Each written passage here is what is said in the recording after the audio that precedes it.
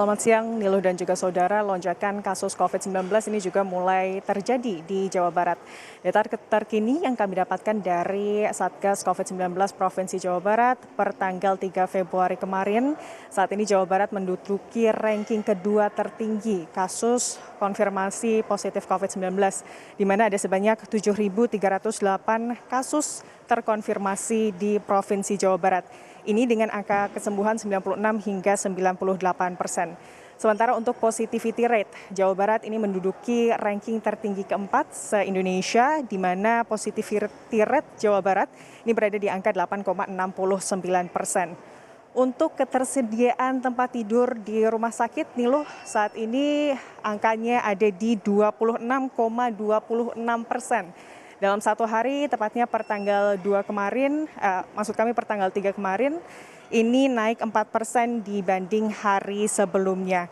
Ini jumlah bed occupancy ratio ini dari sejumlah 9.697 tempat tidur di 342 rumah sakit di Jawa Barat. Kenaikan ini disinyalir mulai terjadi pada pekan ketiga Januari, di mana ada beberapa hal yang diindikasikan menjadi penyebab mulai terjadinya lonjakan COVID-19 di Jawa Barat.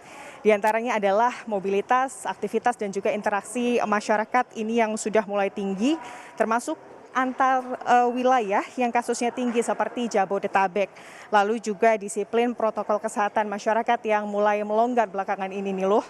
Dan selanjutnya surveillance aktif ini kebanyakan ditemui tanpa gejala. Dan yang terakhir tentunya adanya varian Omikron yang kemudian menyebar begitu di Indonesia. Sebetulnya kalau kita melihat angka bed occupancy ratio di Jawa Barat pada awal tahun kemarin ini sudah berada di angka 1,3%, di mana ini adalah angka terendah sepanjang pandemi COVID-19. Kalau kita melihat di salah satu rumah sakit, tepatnya di Rumah Sakit Santosa Kota Bandung, tempat kami melaporkan saat ini, bed occupancy ratio ini juga sudah mulai mengalami peningkatan. Dan ini sudah mengalami peningkatan di tanggal 22 Januari kemarin. Saat ini keterisian tempat tidur dari kapasitas 60 tempat tidur di Rumah Sakit Santosa ini sudah terisi 20 tempat tidur, itu artinya ada 33%. Namun memang dari pihak rumah sakit ini sudah menyiapkan tempat tidur di gedung 2, di mana untuk mengantisipasi lonjakan kasus COVID-19 ini ada 90 tempat tidur yang juga disiapkan. Jadi totalnya jika semuanya ini dioperasikan ada sebanyak 150 tempat tidur yang dikhususkan bagi penanganan COVID-19 di rumah sakit ini. Pemerintah ini memprediksi lonjakan kasus atau puncak lonjakan kasus COVID-19 ini akan terjadi di bulan Februari, akhir Februari tepatnya, Niluh. Dan untuk itu pemerintah provinsi dan juga pemerintah kota ini terus-menerus melakukan koordinasi secara terus-menerus dengan rumah sakit yang ada di Jawa Barat, Niluh. Baik, angkanya terus naik, angka pasien COVID-19 terus naik, bornya juga meningkat di sana. Bagaimana dengan ketersediaan oksigennya, Vida, dan juga tambahan tenaga kesehatan di rumah sakit? Niluh, hingga saat ini memang rumah sakit yang ada di Jawa Barat belum mengeluhkan terkait kapasitas ketersediaan oksigen.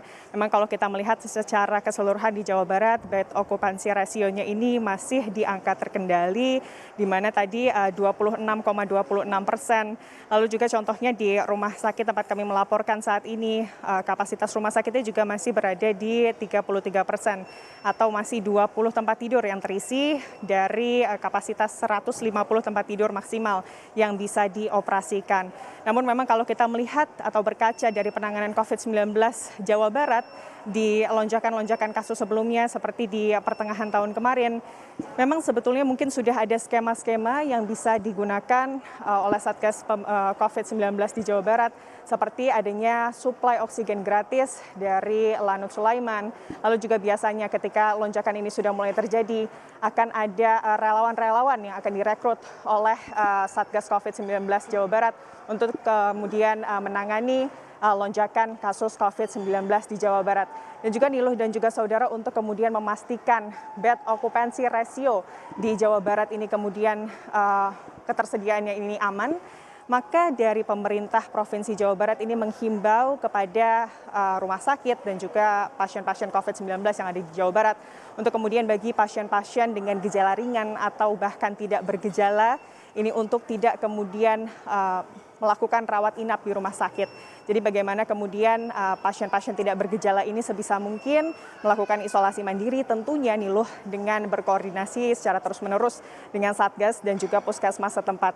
Ini dilakukan untuk kemudian memastikan bahwa orang-orang yang mendapatkan perawatan di rumah sakit ini hanyalah mereka yang kemudian benar-benar membutuhkan fasilitas kesehatan secara kemudian medis yang memadai begitu Niluh.